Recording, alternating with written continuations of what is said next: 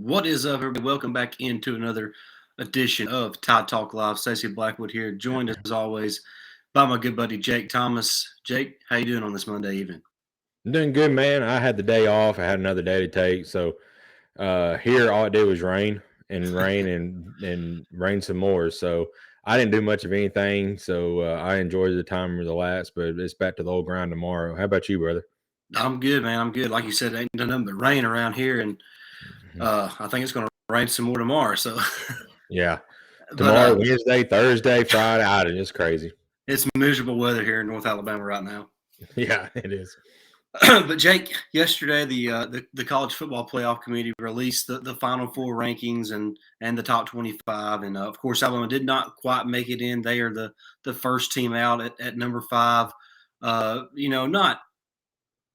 Not too terribly surprising. That's where I thought they would probably be, with all the chaos that happened, Jake. At the end of the season, there was still a chance that Alabama could make it in, yeah. and they were that close. I mean, it was really close to happening, but they did make it. They still get a chance to play in the New Year's Six Bowl against Kansas State. We're going to talk a little bit about all that here in just a minute, but you guys know the drill. If you're not already, hit that subscribe button, hit that notification bell, give this video a thumbs up, and just jump in the comments and give us your thoughts on, where Alabama landed in the playoff rankings, and the matchup with Kansas State, and also maybe even some portal reaction with all the guys that have gone to the portal. As we're recording this on Monday night, a total of 12 Alabama players are now in the portal. So there's been a lot of turnover. There's going to be a lot of roster turnover in Tuscaloosa this offseason, and we're going to talk a little bit about that as well. Jake, let's just start off with the playoff rankings. It's Georgia 1, Michigan 2, TCU 3, and Ohio State 4. Like I mentioned, Alabama coming at number 5. Do you have a problem with the rankings, and what's your just initial thoughts, or just your quick thoughts on what the playoffs going to look like when it's all said and done? You probably could have flip-flopped Ohio State and TCU if that was going to be your top 4. I understand you probably don't want to do another rematch between Michigan and Ohio State. But I mean, TCU did lose a conference championship game last Saturday. I know it was an overtime loss, but I mean, they didn't get reprimanded for it. They lost and got put in. They lost and didn't move. I know, yeah. I mean, how was that even possible? I don't know. Now, if Georgia would have lost, they would probably knock them down to at least 4. That's maybe what even I'm saying. out. I mean, if Georgia loses their game, you mean to tell me they don't? That made no sense to me. I don't care if they didn't want another Ohio State Michigan contest in the semifinals. You can't. You basically just gave Georgia the shaft by making them play the second most talented team in the playoff in the first round. Right. And the people was like, well, they're the 4th seed. I mean, Ohio State is arguably, like you said, probably the second or third best team in the country, talent wise. So I mean, it's Georgia's gonna have a tough matchup. Yeah, I mean, to me, the championship game is the semifinal between Georgia and Ohio State. I mean, I know Michigan beat Ohio State there to end the season. And I just feel like if that game was played again, that Ohio State, I mean, that game was so close into the fourth quarter, and then just kind of really, got away from Ohio State. But Jake, they have C.J. Stroud, they have all those weapons at wide receiver, a great running game. Their defense is better this season than it has been in years past. I just feel like they punished Georgia as the number 1 seed, making them play Ohio State in that semifinal matchup, and they didn't do anything to TCU for losing to Kansas State in their conference championship game. That made no sense to me. Yeah, that was one of the head scratchers, on the weekend for me. Was, I mean, they just like, okay, you lost, but you're still going to be the 3rd seed. Just absolutely made no sense. Yeah, and look, we can talk about, first of all, there's a few things. I've said a lot that there's more than one thing can be true at the same time, Jake. And look, did Alabama do what they needed to do this year to earn a playoff spot? No. Do I still think they're one of the best 4 teams in the country? I do. Oh, yeah, absolutely. Mhm. Jake, the only team they would not be favored against is Georgia, and it'd be like a Right. 1-point game. It'd be like at the highest 3 at Right. least. That's it. It's just I hate, and this makes me sound like a homer, but I'm not really being a homer. Mm. If it's truly about putting the 4 best teams in, I don't know where. Look, and I wrote an article yesterday on Roll Tide Wire about to me, there's not a difference between the most deserving and the best. To me, they're the same thing. Mhm. Best teams are the most deserving teams. They're one Mhm. and the, in my opinion, and uh, I feel like we confuse deserving with, well, which team makes me feel the best about them getting in. Right.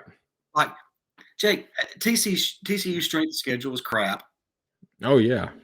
I mean, they I mean, basically failed in every single game they played.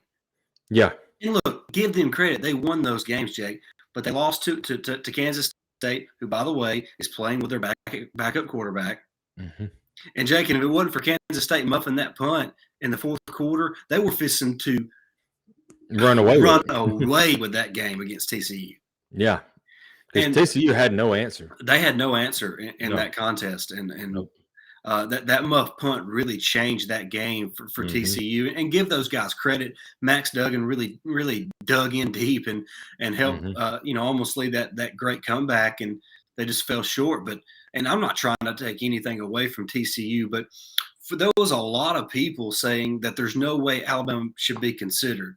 And my whole point in my article was, if you can look me in the eyes and tell me you don't think Alabama will beat TCU on a neutral field, Oh, you're crazy. then Because they that's can. that's what that, Mhm. and they would 9 out of They 10 would. times. Right.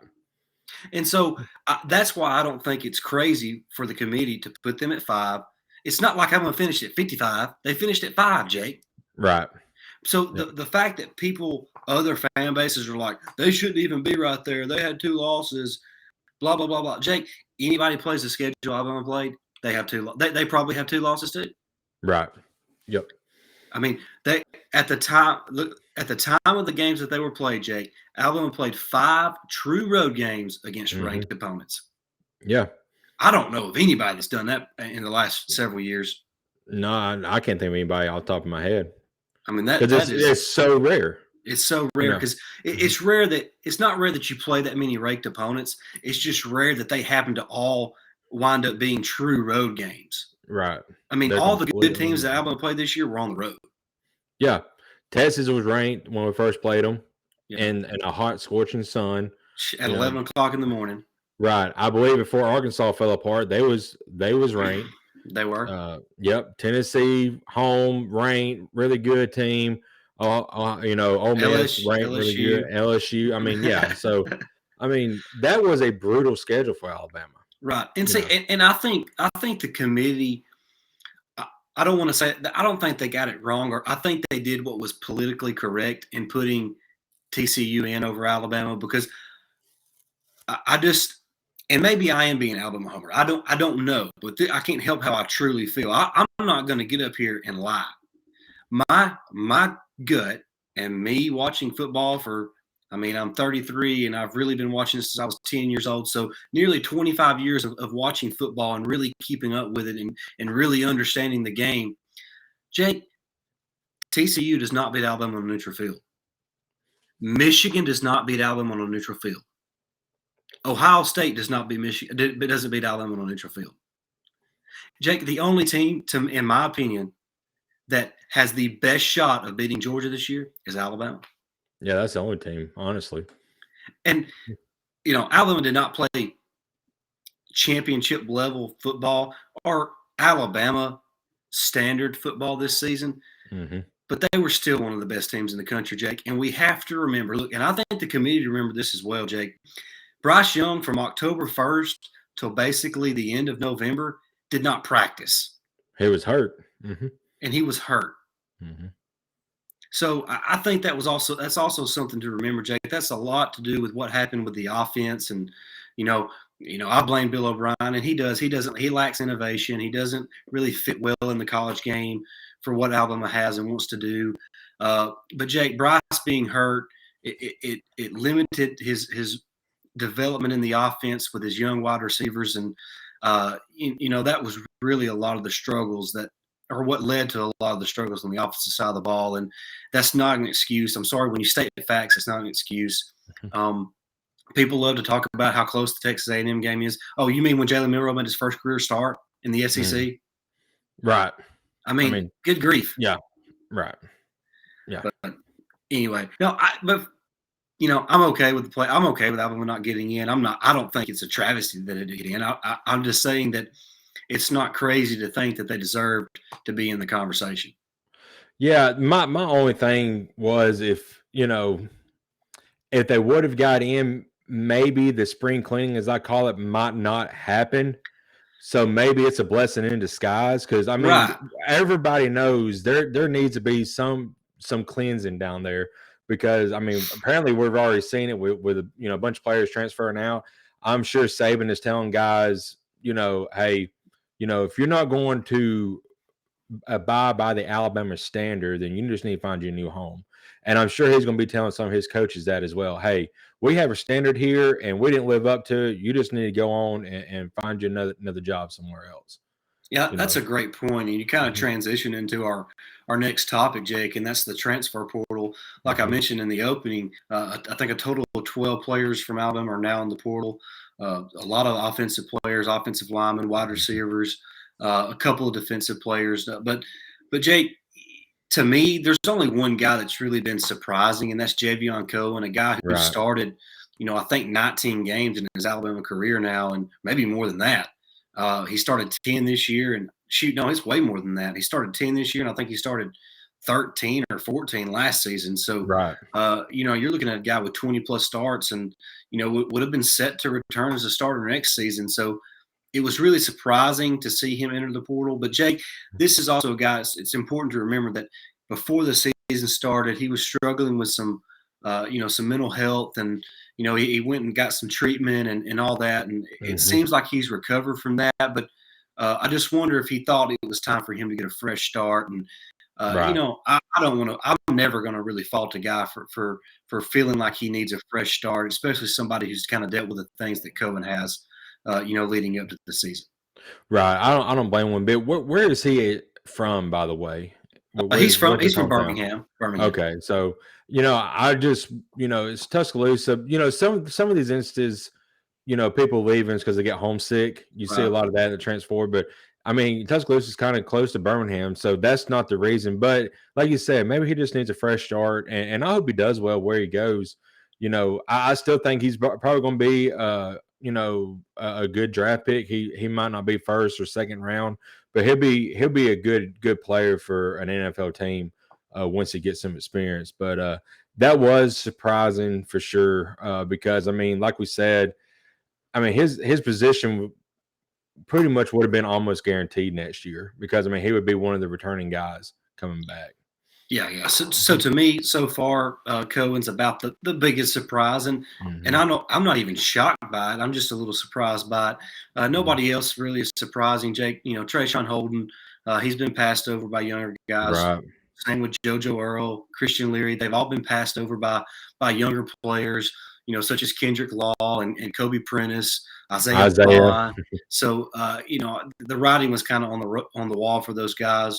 Of course, Trey Sanders is in the portal as well. We wish him nothing but the best. A dude that really gave his all for Alabama and trying to get back on the field with all that he's been through. So we wish him nothing but the best. And, a guy like Damian George, who's much like the wide receivers, just kind of got passed over by some of the younger players. And, now Tommy Brockermeyer's in the portal, Amari Kite, another offensive lineman. So right now, Jake, going into the Sugar Bowl, which, we're really going to be talking about the rest of the way through here, Jake, the offensive line is going to be pretty thin. With Cohen in the portal, Tommy Brockermeyer in the portal, Damian George, Amari Kite, that's 4 offensive linemen, Jake, in the portal. So Alabama's looking at around 9 or 10 scholarship players that are offensive linemen. If my numbers are right in my head, I'm just kind of thinking off the top of my head right now. So that's really interesting to kind of see how that plays out. I'm excited to see who could kind of take the spot there at left guard for I guess it'll be Tyler Booker, assuming Emil Ekiyor plays in the bowl game. So see, that's what's going to make this really interesting over the next couple of weeks, Jake, is not only is the transfer portal, but the possibility that players opt out. So that's definitely something to be watching out for. And to me, I'm not going to blame anybody if they opt out, but I would like for people to – you remember a couple of years ago, Jake, Jerry Jeudy, he was one of the only guys who decided to play in that bowl game against Michigan. And, he went absolutely nuclear on the Wolverines. And he worked himself into a top 10 pick, Jake, and he made himself a lot of money. So I think, like Coach Saban always says, it's an opportunity to create value for yourself. But I'm not going to be mad at Bryce Young, Will Anderson, Brian Branch, or any of those guys who say, you know what, I'm going to get ready for the NFL draft because that's my future. And we're not going to accomplish an SEC championship this year. We're not going to win a national championship. We're going to kind of step back and let these younger players get ready to kind of take the mantle from us and move on and really kind of make this the first game of next season. Right. We've seen that in 2019 and the 2020 bowl game when when Mac Jones and them guys come in and just dominate, like you said. But that is going to be the interesting thing, and I agree 100% with you. If Will Anderson, Bryce Young, Brian Branch, them guys don't play, then it's going to be good to see next man up. It's going to be good to see Jalen Milroe and Ty Simpson, and just see which one's going to have the lead going into next season for that number 2 or the number 1 quarterback spot if we don't get a transfer in, because we had that as well. But 20 years ago you never saw people or never heard people opting out of bowl games. It didn't matter what bowl you was in. So this is a weird transition football is going through, and when we're just got to hang on and go with it. But it's just kind of disappointing to see all this stuff going on, because like I said, 20 years ago, you never heard people opting out of bowl games, and you didn't worry about a transfer portal and people just going here, there, and everywhere. And especially getting to play the next season. If you did transfer out, you had a set wait a season. Right. So, and that pretty much made everybody stay where they was at and work their way onto the field. That's the thing about college football now is if you don't win your position, you just go off somewhere but there's no competition. Come on. What happened to that competition? What happened to fighting for your right to be on the field? It's not there no more. And college football is losing its luster, it seems like. And I just hate to see that, because it needs the competition was there to help the starters get better. Because if there's somebody behind them pushing them, then they have to work harder for it. Yeah. And if there's nobody behind them now, they don't have to work as hard, because they're automatically given a right to the position that they're at. And you have mental miscues and stuff, kind of like what happened in Alabama this year. So it's happened across the board in college football, though. So I'm with you, Jake. It's the transfer portal has kind of turned into an easy way out for these young athletes. And I'm not saying do away with the transfer portal. No, because look, guys, if guys needs a new start, he needs a new start. But you're right. There's these unintended consequences when you do things like this, and part of it is like you said, when a guy sees that he's not going to be the starter, he's like, all right, well, I'll just move on to the next place. Right. And I don't like that part, but this is the age of college football that we're in, Jake. You talked about the opt-outs. The playoff era has kind of really brought that on.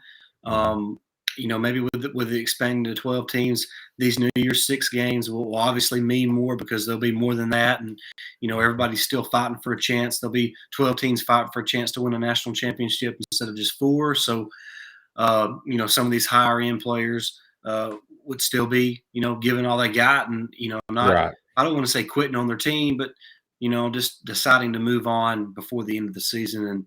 And, I don't know. I think it's such a weird, like you said, it's so weird right now. It is. I know we should be getting used to it by now, but I'm just not. I'm not. Right. Yeah, you're right. And going back to something you said earlier, about the offensive line, depending on, like you said, if we have guys playing or not, we could potentially in the bowl game be looking at a new left tackle. We're looking at a new guard, left guard for sure. Center is still good because Seth McLaughlin or Dalcourt but would be fine there. Ekiyor, so we might have to put in a new right tackle or right guard, and then right tackle is set with Latham. So I mean, you got 3 of the 5 spots. Potentially you may have to, you're gonna have a new face at just to see who's going to take over them positions, like you said. Well, yeah, and the scholarship numbers will be down at wide receiver as well. Right. Be interesting to see what Jahmyr Gibbs does, Jake, because I think he has the first round potential. So you're looking at a guy who could opt out as well, and you might see more Jace McClellan or Rodell Williams, maybe Jamari Miller, the freshman running back, since Trey Sanders is gone. So there's just a lot to kind of dissect and kind of take in over the next couple of weeks before the game gets here. But as far as the matchup, just for the next 2 minutes, Jake, the matchup with Kansas State, Jake, I think this is going to be it's a really good opportunity for Alabama, Jake, because look, Alabama, even with all the opt-outs and the guys who are transferring, they're going to be the more talented team, Jake. Oh, absolutely. And Kansas State's not really going to have any guys that opt out or because, they don't really have any high-end draft picks, but they're just a really good football team. They're well coached. They do everything like the old school way. And, so it's going to be a really good matchup for Alabama they're going to have to man up, Jake. These guys that are coming in and filling in for the guys that are going to be missing, they're going to have to man up. And that's going to be really exciting to see on December 31st, what kind of mindset this team comes in with, because Kansas State's going to come out ready to fight, Jake, and they're going to want to beat Alabama. I mean, I know they just won the Big 12, and even if Alabama has a bunch of opt-outs, that would be one of the biggest wins in Kansas State history. Right. It probably would be the biggest win in Kansas State history. A Sugar Bowl win over Alabama, Jake. Yeah. I mean, you don't think Kansas State wants to win this game? Yeah, they're going to be up. They're going to be up. So Alabama better be ready. Yeah, they better be ready. And I watched a good bit of that Big 12 championship game the other day. One of the big things that I noticed was, man, that defensive, that defense for Kansas State, they get after the quarterback. And I mean, they got after Max Duggan a good bit. I mean, Duggan was on the ground face first. I mean, he was hurting at the end of that game, and he still showed a lot of fight for TCU. But I mean, Kansas State, gave him all he could want and more in that game. And then the other one, his name escapes me, but they're running back. I mean, is small. Deuce Vaughn. He is so small and elusive. He's going to be hard to tackle. I mean, they got 2 playmakers on offense, Jake. Deuce Vaughn and what's his name? Malik Knowles, the wide receiver, Jake. Those two guys are playmakers. So Alabama's going to have to know where they line up on the field at all times, because they're capable of taking the top off the defense. And I'm excited to see if Alabama comes in focused and prepared, or if they just kind of show up, lethargic and not really into it because it's not a playoff game. So that's going to be a lot of fun. I can't wait to kind of look at this closer over the next few weeks leading up to the matchup. It's going to be a lot of fun, Jake. I expect more transfer portal entries from the Crimson Tide. I think they're at 12 right now. I expect as many as 15. That was my minimum when I kind of thought about it, when I'm in my head about the roster and what I think could happen. A minimum of 15 enter the portal, so at least 3 more, in my opinion, is going to enter the portal before it's all said and done, and it could be more. And you got to think about after spring ball, there's probably going to be some more as well, because there's always a couple here and there after that as well. So there's a lot to look forward to, Jake. The regular season's over, championship weekend is over, but the playoff is set, the bowl games are set. And there's going to be a lot to talk about over the next couple of weeks, because it's transfer portal season, it's coaching carousel season, early signing days in a couple of weeks. So, like Kiffin said, get your popcorn ready. It's going to be a lot of fun, and there's going to be a lot going on over the next few weeks. Absolutely. We'll be back, we'll break down some more of these SEC matchups. There's a lot of good games this year. And one I really want to talk about in the next couple of weeks is the all Orange Bowl.